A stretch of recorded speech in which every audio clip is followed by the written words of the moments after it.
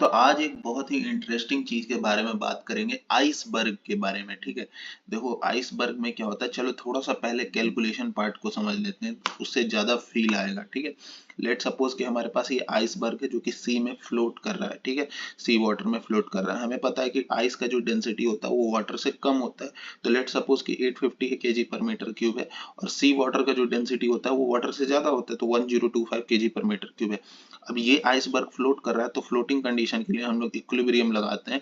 तो जो इसका वेट है वो उसके बायोंट फोर्स को बैलेंस कर लेगा। ठीक है, तो वही हमने यहाँ से किया है, rho g ice into volume of ice. Ice का वॉल्यूम कितना हो जाएगा, V1 plus V2, total volume V1 plus V2 है, इंटू वॉल्यूम डिस्प्लेस जो सी वाटर, रो जी, ये बायोंट फोर्स लिखा हुआ है ये टर्म। ठीक है,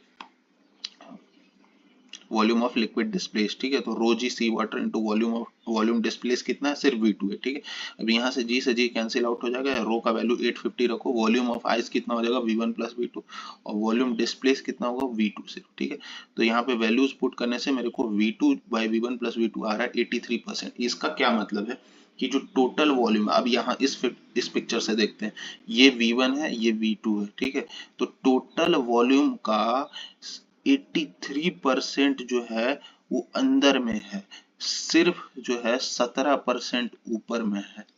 ठीक है, तो आइसबर्ग का सिर्फ जो आपको ऊपरी हिस्सा जो आपको दिखता है उससे कई गुना ज्यादा नीचे में है। और यही चीज हुआ था टाइटैनिक में। ठीक है, टाइटैनिक को कहा जाता था अनसिंकेबल शिप। ठीक है, तो उसमें एक बंदा था, वो ऊपर में बैठा रहता था, जो देखता था कि आइसबर्ग है या नहीं।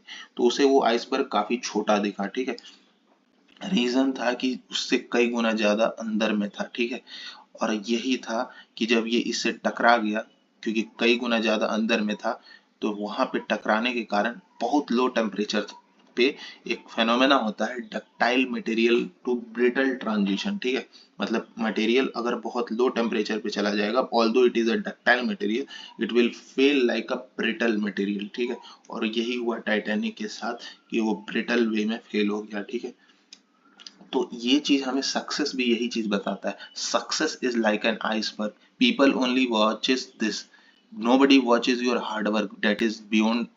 मतलब सक्सेस के पीछे जो 83% वाला पार्ट है वो कोई नहीं देखता है। ठीक है, तो ये आइसबर्ग हमें बता रहा है। ठीक है, ये फेमस कोट है।